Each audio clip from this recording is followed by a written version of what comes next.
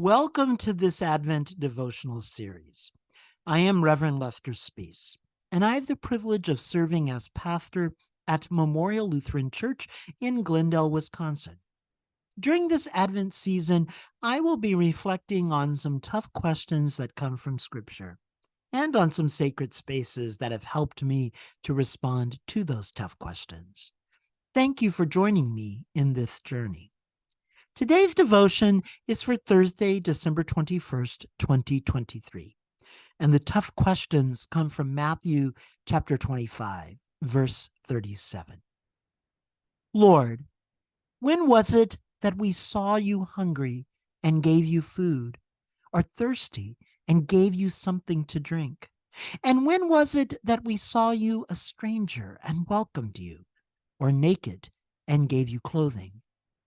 And when was it that we saw you sick or in prison and visited you? These questions are found in the gospel lesson that I selected for my ordination service. Subsequently, I have selected the same gospel lesson for each and every installation service that I have had for my various ministry positions since my ordination. I am challenged by these questions. I am inspired by these questions.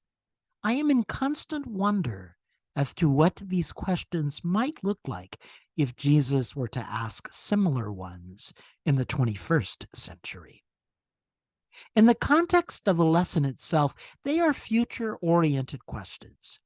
Jesus, in teaching his followers, speaks of a time in the future when people will be separated, the righteous from the unrighteous. And one of the many things that I find interesting in this scripture is that neither the righteous nor the unrighteous are aware of how they have fulfilled or how they have not fulfilled their call to care for Christ in this world. But it turns out that the righteous did fulfill the call of Christ to serve him by responding to those who are considered the least in the world. The unrighteous did not fulfill the call of Christ to serve him when they did not respond to those who are considered the least in the world.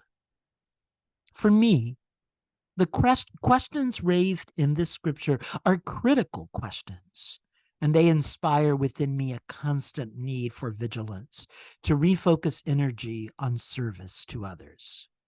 With the demands of life and ministry, it is easy to get pulled in many directions.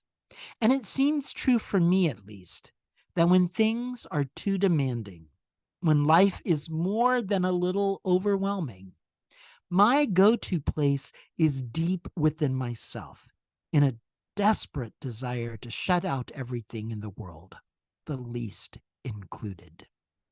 I know that is the wrong place for me to go. That's not where I find joy and happiness, deep within myself. But I can't always pull myself out of such a selfish spot on my own. So I often need and therefore look to these questions to remind me of where it is that we truly find Christ, in and among the ones that the world considers the least. Although I have certainly found people who might be identified as the least by worldly standards in all kinds of context, including my professional context, for me, the places where these challenging questions truly come alive have been in places where I have had the privilege to volunteer, to help others, without the expectation of receiving something in return. I have come to take the role of volunteer very seriously over the years.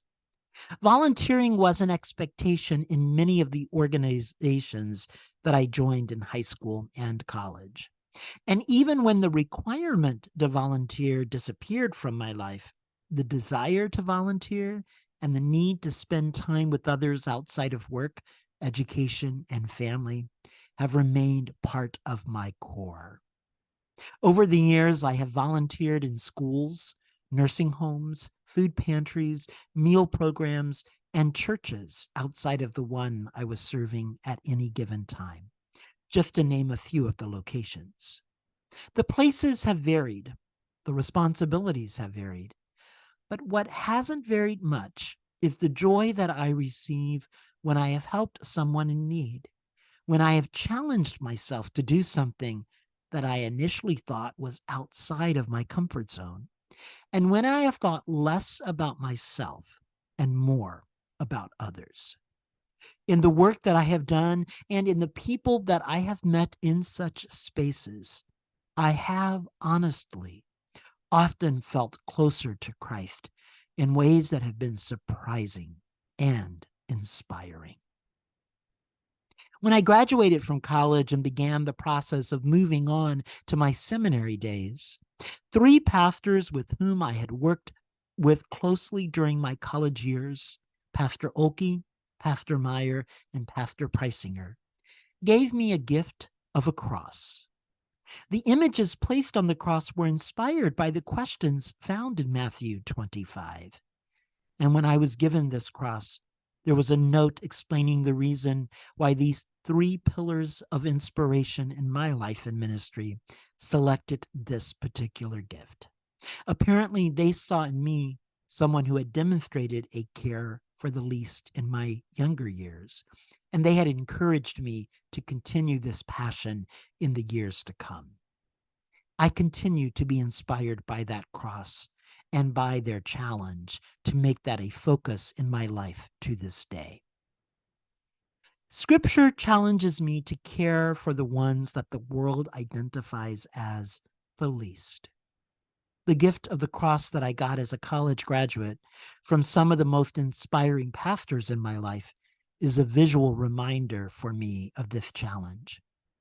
And the places where I believe that I have found the opportunity to live out this challenge, more often than not, are the places where I have stepped outside of my comfort zone and volunteered with the expectation of receiving nothing in return.